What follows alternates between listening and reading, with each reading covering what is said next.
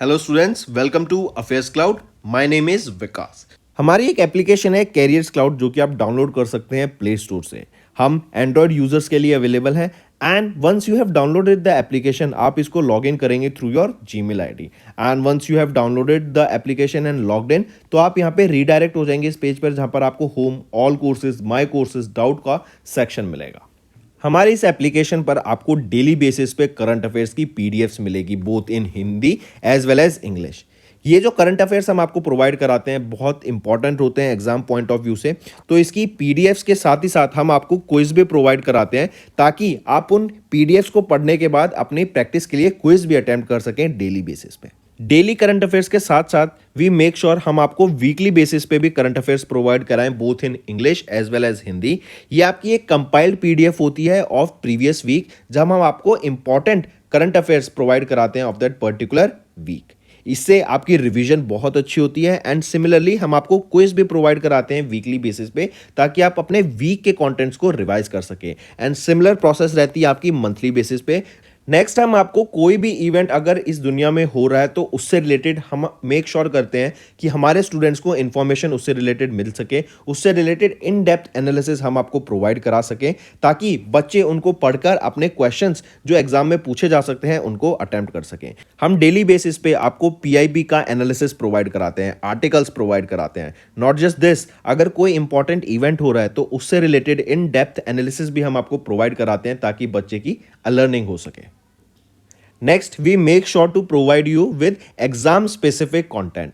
Previous years के questions प्रोवाइड कराते हैं ताकि बच्चे एनालिसिस कर सकें अबाउट द एग्जाम पैटर्न, किस तरीके का सिलेबस आता है, किस तरीके के क्वेश्चंस पूछे जाते हैं एंड इवन एग्जाम होने के बाद we make sure to provide you with the correct analysis of that particular exam.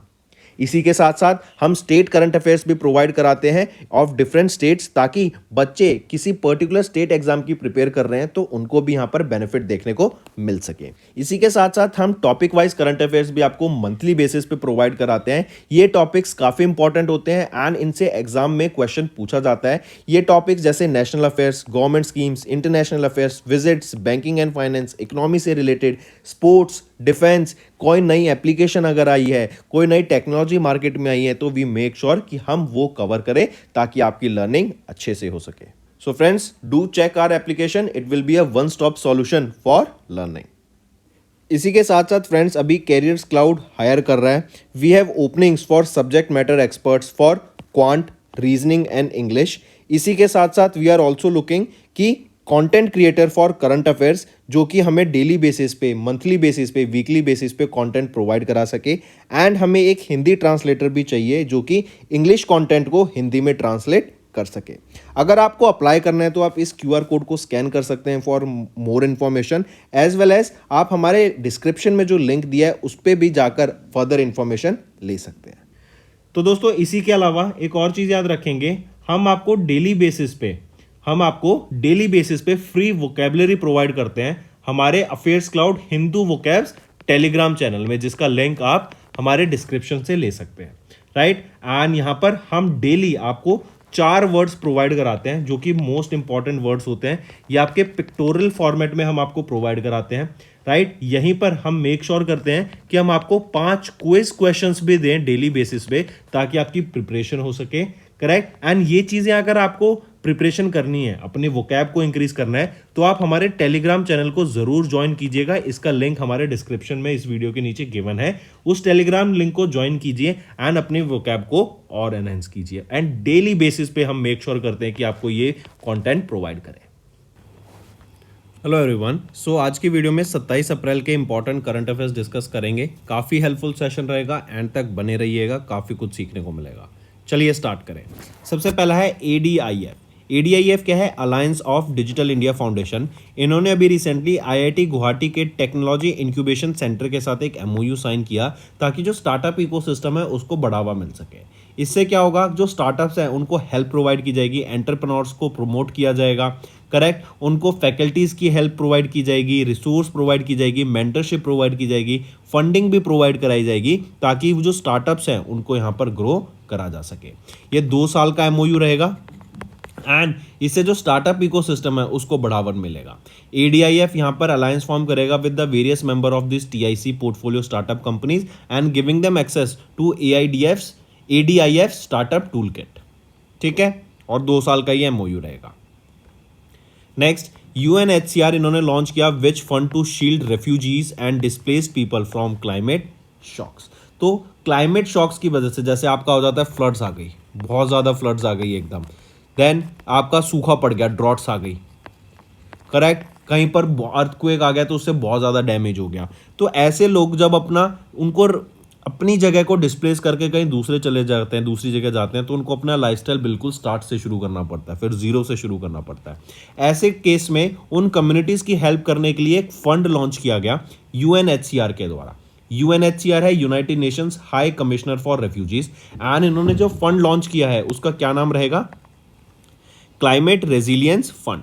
ये फंड $100 मिलियन यहाँ पे एम करेगा रेज करने का बाय 2025 तक। $100 मिलियन रेज करने की ये बात करता है, ताकि उन क्लाइमेट चेंज की वजह से जो भी कम्युनिटीज डिस्प्लेस हो गई, इफेक्ट हो गई, उन रेफ्यूजीज को हेल्प करने के लिए इन एरियाज जैसे स्पेसिफिकली देखें Bangladesh, Chad, Ethiopia, Kenya, Mozambique में यहाँ पर इनका हेल्प करने, ये इस फंड के द्वारा हेल्प किया जाएगा। ठीक है, फिर यहीं पर अगर हम देखें आपका आ जाता है एक loss and damage fund, right. याद रखेंगे दिसंबर के महीने में 2023 में लास्ट ईयर COP28 ने अप्रूव किया था लॉस एंड डैमेज फंड। ये वर्थ रहेगा इस फंड का $260 मिलियन, राइट, एंड इस फंड को एडमिनिस्टर किया जाएगा बाय वर्ल्ड बैंक के द्वारा। ग्रीन क्लाइमेट, अगर और एक चीज़ और, जो ये लॉस एंड डैमेज फंड है ना, बेसिकली ये एक ग्लोबल फाइनेंशियल इनिशिएटिव है। जो भी डेवलप्ड कंट्रीज हैं, बिकॉज उन्होंने भी कंट्रीब्यूशन काफ़ी ज़्यादा किया है वर्ल्ड में जो क्लाइमेट चेंज हो रहा है उसमें, करेक्ट, उनकी फैक्ट्रीज ने काफ़ी ज़्यादा अपना प्रोपोर्शन दिया है। तो उन कंट्रीज़ को, जो रिच नेशंस हैं, वो फंड कर सकें, ताकि जो भी क्लाइमेट अफेक्टेड एरियाज हैं जहाँ पर क्लाइमेट की वजह से काफ़ी ज़्यादा हमें वनरेबल कंट्रीज देखने को मिलती हैं, तो उन कंट्रीज़ को फंड करने का काम करें। उन कंट्रीज़ में जहाँ पे भी दिक्कत आती है उनको वहाँ पर हेल्प करने का काम करें। इसीलिए ये लॉस एंड डैमेज फंड को लॉन्च किया गया था। देन इसके बाद बात करते हैं ग्रीन क्लाइमेट फंड। ये लॉन्च किया गया सिडबी के द्वारा, राइट। सिडबी के द्वारा ये ग्रीन क्लाइमेट फंड का अप्रूवल मिला for their first anchored project, और इसका एंकर्ड प्रोजेक्ट रहेगा अवाना सस्टेनेबिलिटी फंड, राइट। इनका ग्रीन क्लाइमेट फंड रहेगा अवाना सस्टेनेबिलिटी फंड, एंड यहाँ पे जो वैल्यू रहेगी इसकी वो कितनी रहेगी, $120 मिलियन, ठीक है। And GCF that is green climate fund यहाँ पे कंट्रीब्यूट करेगा $24.5 million to Avaana sustainability fund. Then इसके बाद बात करते हैं ऑल्टेरा। ये एक प्राइवेटली मैनेज्ड फंड रहेगा जिसका एम रहेगा हम $250 बिलियन रेज कर सकें by 2030 for climate financing, and it is one of the largest kind of fund रहेगा ये आपका, करेक्ट।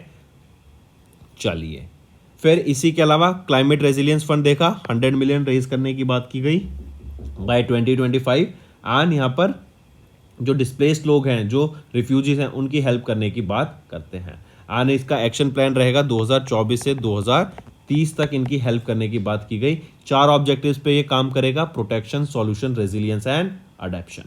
UNHCR की बात करें तो हाई कमिश्नर यहाँ पे कौन रहेंगे, फिलिपो ग्रैंडी। कब इस्टेब्लिश, 1950 में किया गया। हेडक्वार्टर कहाँ पे रहेगा, जिनेवा, स्विट्जरलैंड में, ठीक। नेक्स्ट पे आते हैं, India service export increased by how much % in UNCTAD's 4th quarter report for 2023।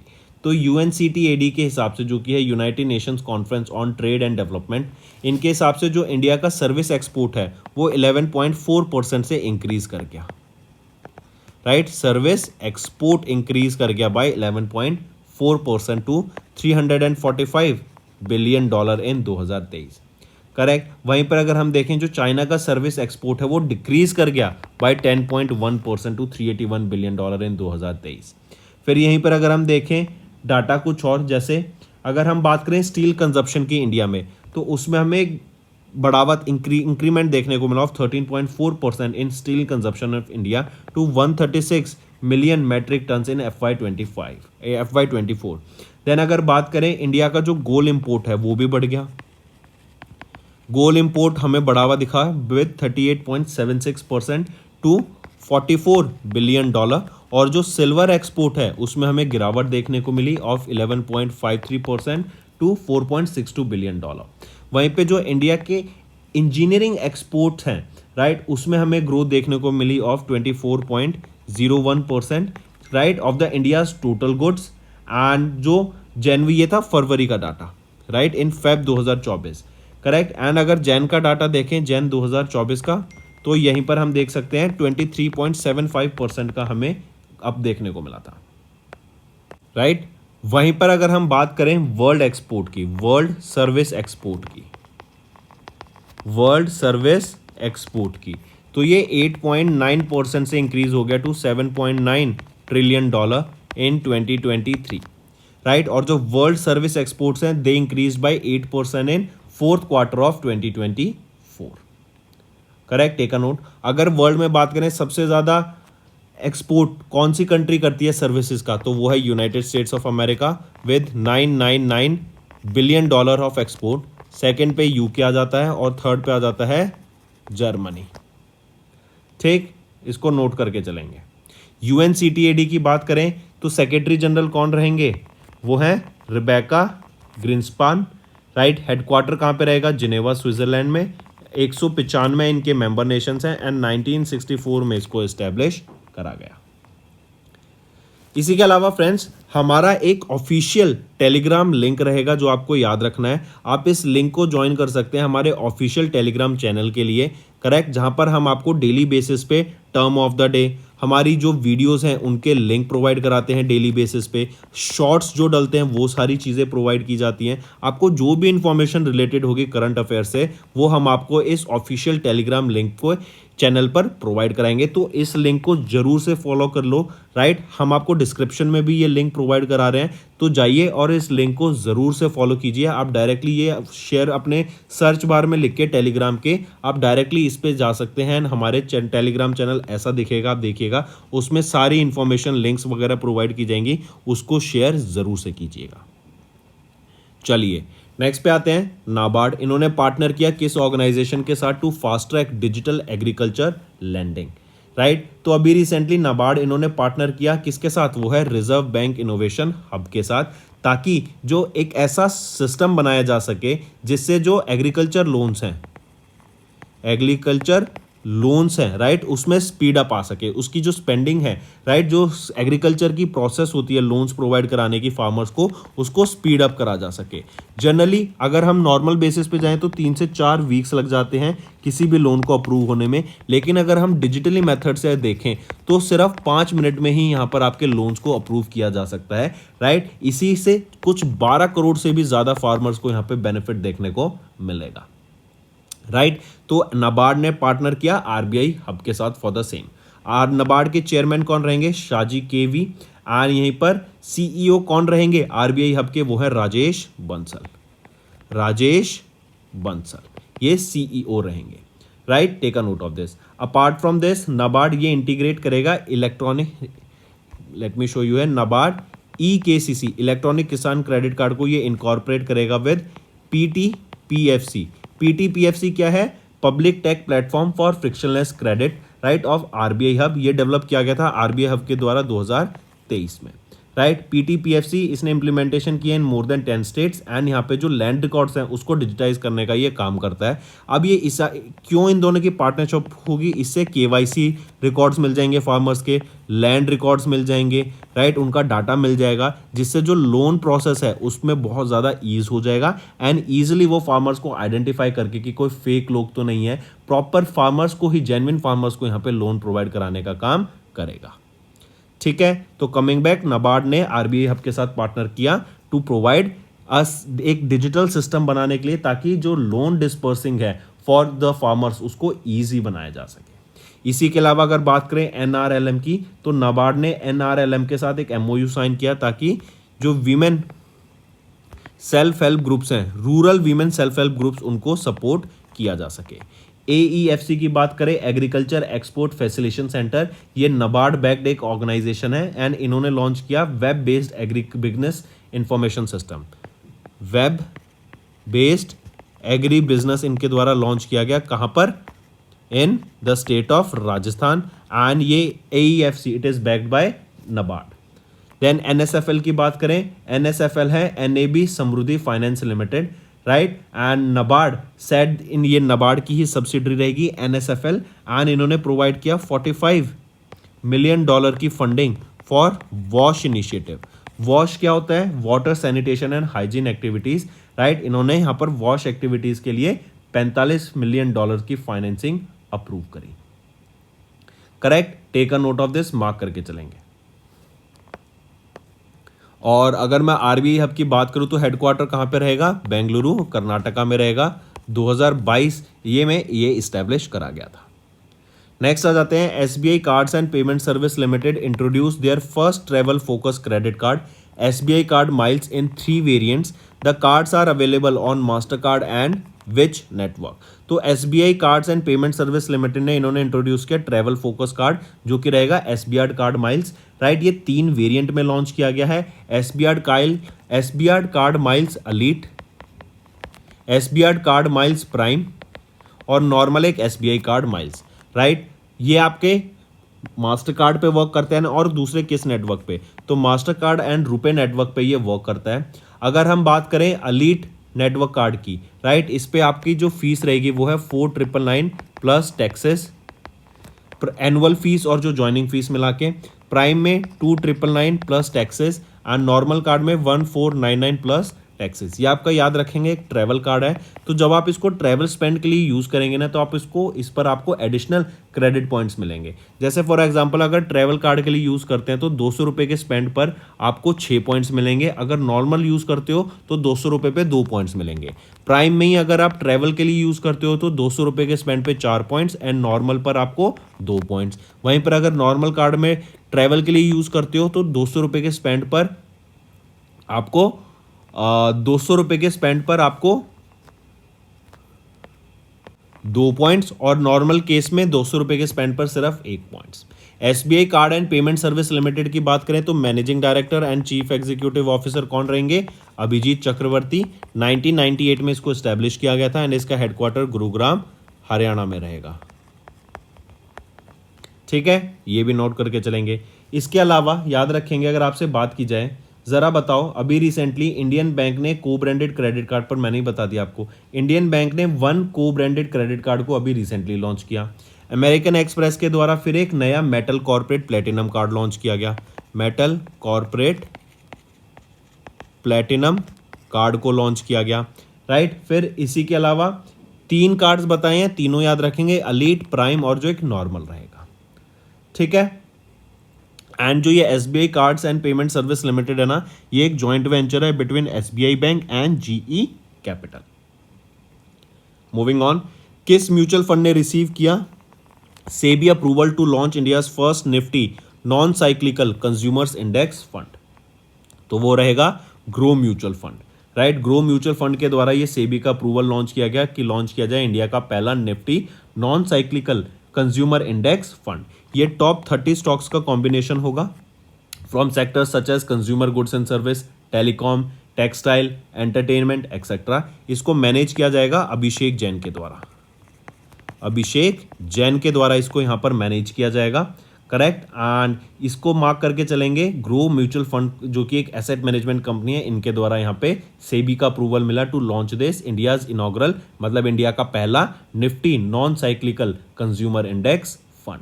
यहीं पर अगर हम बात करें, मिनिमम इन्वेस्टमेंट रहेगी यहाँ पे 500 रुपये की, करेक्ट, इन दिस फंड। यहाँ पे जो फिर इसमें जो आपका अगर आ जाता है, जो अगर SIP कराते हैं, सिस्टमेटिक इन्वेस्टमेंट प्लान कराते हैं, तो वो 1500 रुपये का पड़ेगा। यहाँ पे रिडम्पशन की बात करें तो जो मिनिमम रिडम्पशन अमाउंट है जो आप विड्रॉ कर सकते हैं वो भी 500 रुपये रहेंगे रिडम्पशन अमाउंट। एंड अगर एग्जिट लोड की बात करें तो 1% रहेगा अगर विद इन 30 डेज अगर आप यहाँ पर इसको अपने अमाउंट को विड्रॉ करते हैं। ठीक है, अगर रिस्क प्रोफाइल की बात करें तो यहाँ पे वेरी हाई रिस्क इसको कंसिडर किया जाता है।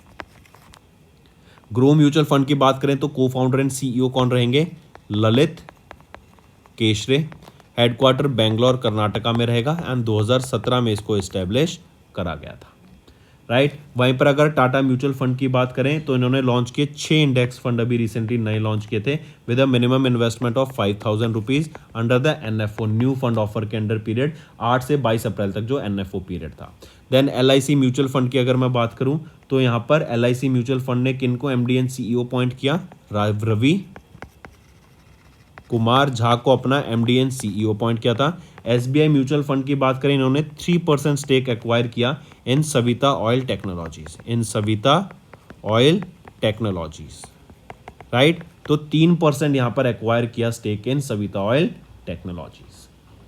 चलिए नेक्स्ट पे आते हैं। SEBI has approved which organisation as a category 1 provider of environment social and governance rating.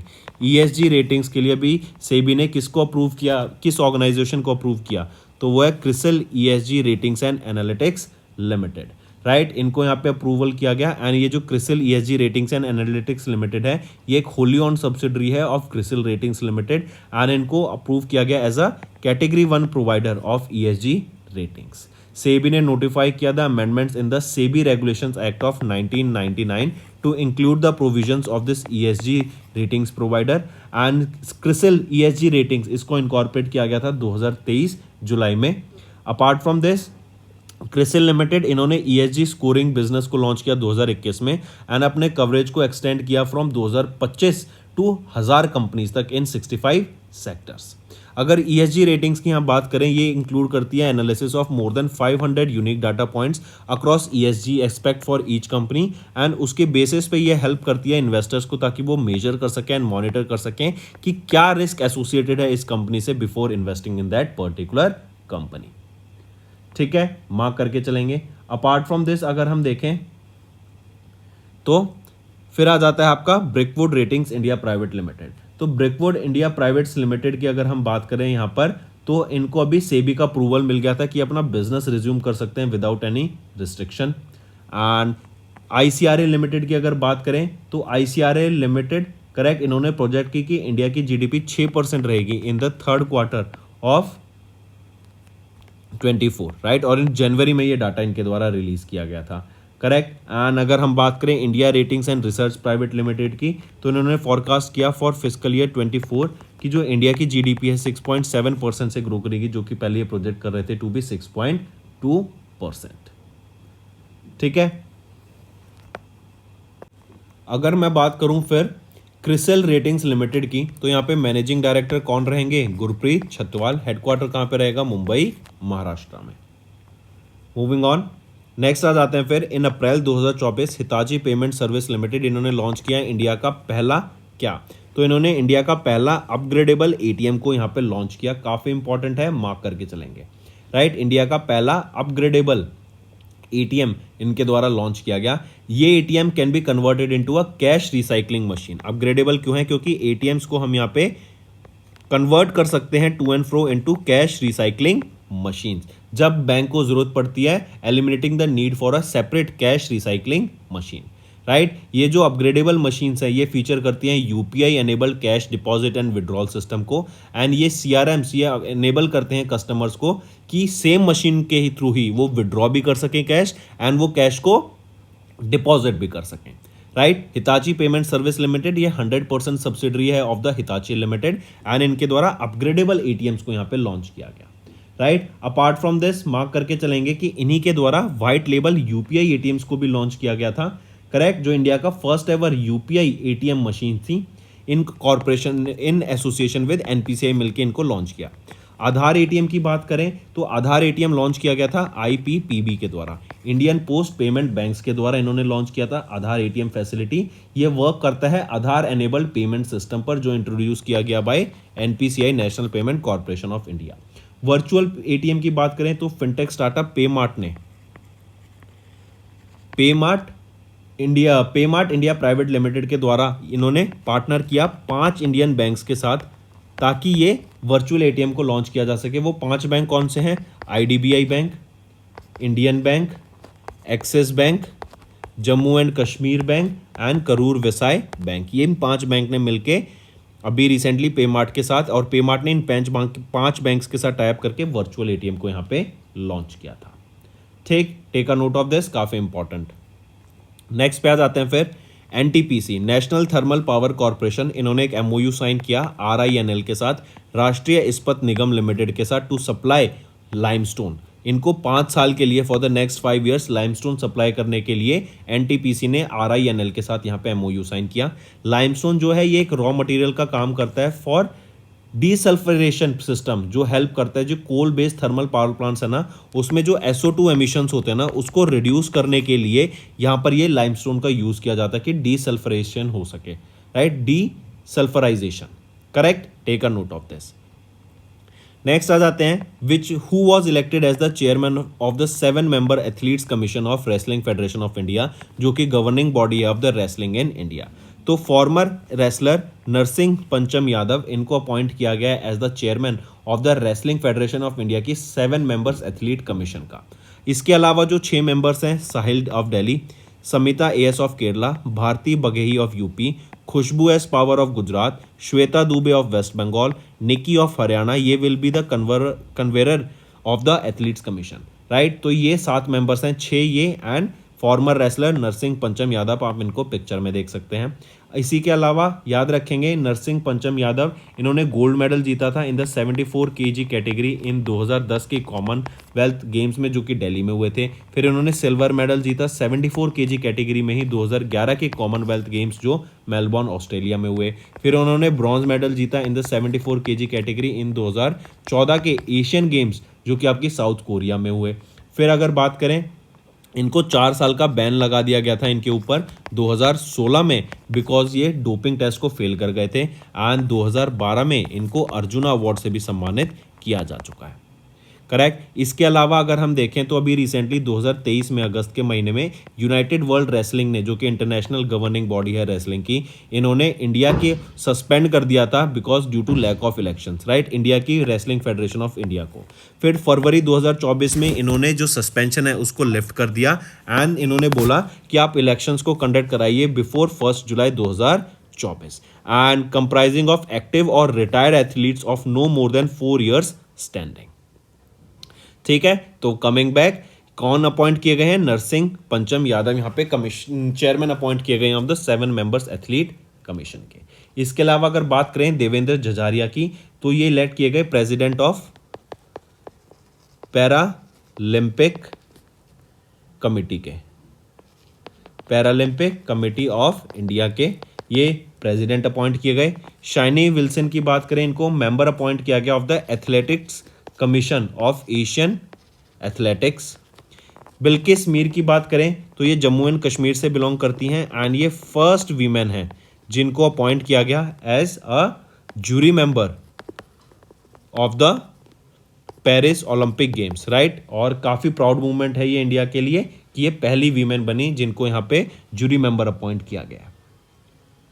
ठीक है, चलिए नेक्स्ट पे आते हैं। फिर नेक्स्ट है CCI ने अप्रूव किया subscription to compulsory convertible debentures of Napino auto and electronics limited by किस ऑर्गेनाइजेशन के द्वारा? तो वो रहेगा IFC, इंटरनेशनल फाइनेंस कॉर्पोरेशन। ये वर्ल्ड बैंक का एक आर्म रहता है, राइट। एंड यहाँ पे जो टारगेट कौन है वो है नेपिनो, ये एक्वायर होंगे, ये टारगेट रहेगा। और एक्वायर कौन करेगा? एक्वायर किया जाएगा IFC के द्वारा। IFC एक वर्ल्ड बैंक ग्रुप है, इस्टेब्लिश किया गया था 1956 में एंड ये जो डेवलपिंग कंट्रीज हैं उनकी सस्टेनेबल ग्रोथ में ये काफ़ी हेल्प करता है एंड प्राइवेट सेक्टर की डेवलपमेंट में ये काम करते हैं। ठीक है, take a note of this. फिर PMP वेंचर्स की बात करेंगे तो ये एक्वायर हो गए होंगे बाय PA एक्वायर करेंगे PAMP technologies and MMTC PAMP को। देन थिसरुप इंडस्ट्रीज की बात करें तो ये थिसरुप इंडस्ट्रीज के भी शेयर्स जो हैं वो एक्वायर होंगे बाय प्रोटोज and Paharpur. Then MG motors India private limited की बात करें तो MG motors India private limited के भी शेयर्स एक्वायर होंगे किनके द्वारा? इंडो एज India fund, large value fund के द्वारा।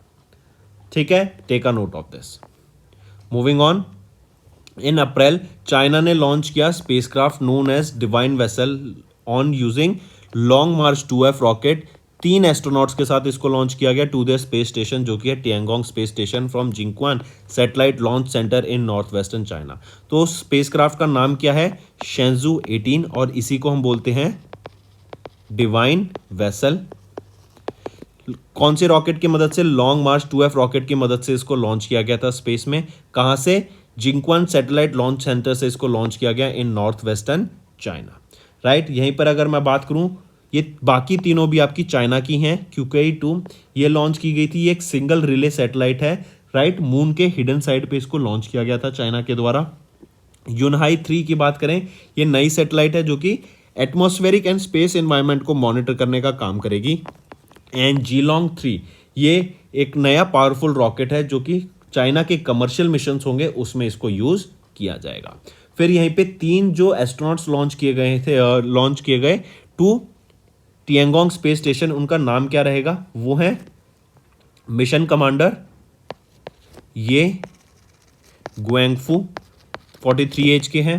देन आ जाते हैं फॉर्मर फाइटर पायलट ली कॉन्ग, ये 34 एज है इनकी।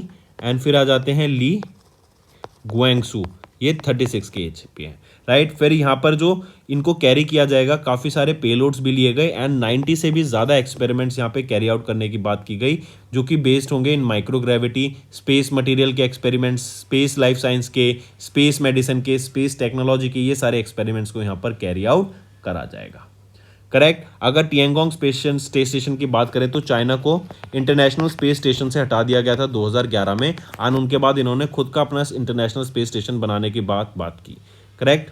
And Tiangong space station has been permanently staffed since June 2022, correct. Take a note of this. चलिए नेक्स्ट पे आते हैं। नेक्स्ट है United Nations international delegates day is annually observed across the globe on which day to raise awareness about the role of representatives and delegates of the member states to the United Nation. तो 25 अप्रैल को ये day observe किया जाता है and इसका basic M क्या है कि यूएन के जो डेलीगेट्स हैं, रिप्रेजेंटेटिव्स हैं, उनकी अवेयरनेस, उनके बारे में अवेयरनेस क्रिएट कराने का ये काम करता है। इस बार ये 5th एडिशन था आपका इंटरनेशनल डेलीगेट्स डे का, जो हम ऑब्जर्व करते हैं, और पहली बार ये 25 अप्रैल 2020 को ऑब्जर्व करा गया था। 25 अप्रैल को ही ये क्यों ऑब्जर्व किया जाता है? Because this day marks the anniversary of the first day San Francisco conference की, जिसको हम UN conference of international organisation के नाम से भी जानते हैं। फिर अगर बात करूं, 24 अक्टूबर को यूएन डे ऑब्जर्व किया जाता है, राइट। देन 25 मार्च को international day of solidarity with detained and missing staff members observe किया जाता है। 10 मार्च को ऑब्जर्व किया जाता है आपका इंटरनेशनल डे ऑफ वीमेन जजेस, ठीक। Take a note of this. UN की बात करें, secretary general Antonio Guterres, headquarter New York USA, establish किया गया 1945 में। फिर आ जाता है UN international Chernobyl disaster remembrance day, annually observed across the globe on which day to commemorate the anniversary of 1986 Chernobyl nuclear disaster. तो ये जो चेरनोबिल न्यूक्लियर डिजास्टर था, बेसिकली यहाँ पे जो न्यूक्लियर प्लांट था उसमें एक्सप्लोजन हो गया था एंड आसपास के एरिया में काफ़ी ज़्यादा रेडिएशन फैल गया था, जिससे वहाँ के लोगों को इवैक्यूएट भी कराना पड़ गया था। इवन अब भी हम देखते हैं वहाँ पे काफ़ी रेडिएशन है एंड रेडिएशन की मदद से वहाँ के जो लाइफ ऑर्गेनिजम्स है उसमें उनके डीएनए में भी हमें काफ़ी ज़्यादा चेंजेस देखने को मिले थे, राइट। तो अभी जो ये चेरनोबिल डिजास्टर हुआ था 1986 में हुआ था, राइट। लेकिन पहली बार जो आपका first international Chernobyl disaster remembrance day कब ऑब्जर्व किया गया था? 26 अप्रैल 2017 को ये पहली बार ऑब्जर्व किया गया था, राइट। एंड इस बार हमने 38th एनिवर्सरी ऑब्जर्व की of the Chernobyl nuclear disaster, जो कि 26 अप्रैल 1986 को हुआ था। इसका तो ऑप्शन हो गया पहला। इसके बाद अगर मैं जनवरी 27 की बात करूं तो हम ऑब्जर्व करते हैं international day of commemoration in the memory of victims of the holocaust. 4 April को ऑब्जर्व करते हैं international day for mine awareness and assistance in mine action, and 5 March को ऑब्जर्व करते हैं international day for disarmament and non proliferation awareness, ठीक। Take a note of this. Next आ जाते हैं फिर वर्ल्ड पेंगुइन डे कब ऑब्जर्व करते हैं across the globe to promote the preservation of these flightless birds and habitats. तो world penguin day भी हम 25 अप्रैल को ऑब्जर्व करते हैं एंड इसका एम रहता है बेसिकली जो फ्लाइटलेस बर्ड्स है पेंगुइन्स, उनके बारे में अवेयरनेस क्रिएट की जा सके, राइट। एंड 25 अप्रैल को ही क्यों? क्योंकि it coincides with the annual northern migration of Adelie penguin जो कि अंटार्कटिक में रहते हैं, ये माइग्रेट करते हैं, इसलिए 25 को हम ये ऑब्जर्व करते हैं, राइट। अपार्ट फ्रॉम दिस, अगर हम बात करें पेंगुइन्स की, तो पेंगुइन्स की हमें ध्यान में रखना 18 स्पीशीज होती हैं, जिसमें से 11 स्पीशीज एंडेंजर्ड लिस्ट में आती हैं of IUCN's red list, correct. And इनको बचाने के लिए, इनके हैबिटेट को बचाने के लिए ही हम ये डे ऑब्जर्व करते हैं। अगर इसके अलावा हम बात करें कि पेंगुइन अवेयरनेस डे, राइट, तो वो हम ऑब्जर्व करेंगे 20 जनवरी को, penguin awareness day. World penguin day observe करते हैं 25 अप्रैल को, ठीक है, take a note of this. Apart from this, अगर हम देखें तो first ever UN international day of leopard कब ऑब्जर्व, अरेबियन लेपर्ड कब ऑब्जर्व किया गया? First ever UN international day of the Arabian leopard कब ऑब्जर्व किया गया? 10 फरवरी को। देन वर्ल्ड पेंगोलिन डे कब ऑब्जर्व किया जाता है? 17 फरवरी को, जो कि generally third Saturday of February को ऑब्जर्व किया जाता है। पेंगोलिन्स ये एंट ईटर्स होते हैं, इनकी बड़ी लंबी जीभ होती है एंड स्टिकी वो जीभ होती है, एंड ये आपके थ्रेटन्ड लिस्ट में आ जाते हैं, correct, of red list of IUCN, and इसीलिए इनकी स्पीशीज को भी यहाँ पे प्रोटेक्ट करने की जरूरत है, एंड इसी के लिए ये डे ऑब्जर्व किया जाता है। Apart from this, UN world wild life day observe किया जाता है 3 मार्च को। UN world wild life day 3 मार्च को ऑब्जर्व किया जाता है। ये प्रपोजल दिया गया था थाईलैंड के द्वारा, एंड इसकी anniversary of the adoption was on 1973। IUCN क्या है? International union for conservation of, IUCN not IUCN, international union for conservation of nature. ये रेड लिस्ट रिलीज करता है। ये रेड लिस्ट बेसिकली वो लिस्ट होती है about the threatened and endangered species की ये लिस्ट होती है, जिनको हम पे उनको प्रोटेक्ट करने की जरूरत है। अगर हम नहीं करेंगे तो विद टाइम वो खत्म हो जाएगी, वो स्पीशीज वेनिश हो जाएगी। तो दोस्तों ये था आपका वर्ल्ड पेंगुइन डे 25 अप्रैल। तो दोस्तों ये तो थे हमारे आज के इंपॉर्टेंट करंट अफेयर्स। अब आ जाते हैं क्विक वन लाइनर रिवीजन पे। ADIF एंड IIT गुवाहाटी का TIC टेक्नोलॉजी इंक्यूबेशन सेंटर ने एक MOU साइन किया ताकि स्टार्टअप इकोसिस्टम को बूस्ट मिल सके। UNHCR ने लॉन्च किया climate resilient fund to shield refugees and displaced people from climate shocks. UNCTAD की रिपोर्ट रिलीज की, जिसमें इंडिया का जो सर्विस सेक्टर है वो इंक्रीज कर गया बाय 11.4% इन 2023। नाबार्ड ने पार्टनर किया with reserve innovation hub to fast track digital agriculture landing. SBI card ने लॉन्च किया पहला core travel credit card SBI card miles with 3 variants. Groww mutual fund ने रिसीव किया SEBI approval to launch India's first Nifty non cyclical consumer index fund. CRISIL ESG ratings get SEBI's approval to offer ESG rating. Hitachi payment service ने launch किया India का पहला upgradeable ATM। Then NTPC ने sign किया एक MOU RINL के साथ for supply of limestone. Former wrestler Narsingh Pancham Yadav को इलेक्ट किया गया chairman of wrestling federation of India के 7 मेंबर कमेटी का। CCI ने अप्रूव किया subscription to CCDs of Napino auto and electronics by IFC। China ने लॉन्च किया 3 मेंबर शेंजू 18 क्रू को to its space station. International delegates day, और ये जो एक चीज़ और, जो शेंजू 18 है ये स्पेसक्राफ्ट का नाम है, एंड टियांगोंग स्पेस स्टेशन पे ये 3 मेंबर को लॉन्च किया गया था, 3 एस्ट्रोनॉट्स को। तो international delegates day 25 April, international Chernobyl disaster remembrance day 26 April, and world penguin day भी आपका 26 अप्रैल को ही ऑब्जर्व किया जाता है। तो दोस्तों ये थे हमारे आज के इंपॉर्टेंट करंट अफेयर्स। अब चलते हैं कुछ वन लाइनर रिविजन, इसके बाद कुछ रिविजन पार्ट पर, राइट, जो आपकी लर्निंग में काफ़ी हेल्प करे। According to the 4th edition of the UN Global E-Waste Monitor, that is GEM 2024 report released in March, the world generated dash of e-waste in 2022. So the world generated a total of 62 million tons of e-waste in 2022. And remember, globally the e-waste generation is increasing by 2.6 million tons annually. Right. Also, the report revealed that the world generated 62 million tons of e-waste in 2022. That is up by 82% compared to the 2010. And this was the 4th edition of the United Nations Global E-Waste Monitor report. Next, in March, United Nations General Assembly adopted the first global resolution on artificial intelligence. Which country proposed the non-binding resolution? So it is United States of America that has recently proposed the non-binding resolution, and it was United Nations General Assembly that has adopted the first global resolution on artificial intelligence. This non-binding resolution was proposed by USA and was co-sponsored by 123 countries that include China, Cuba and Russia.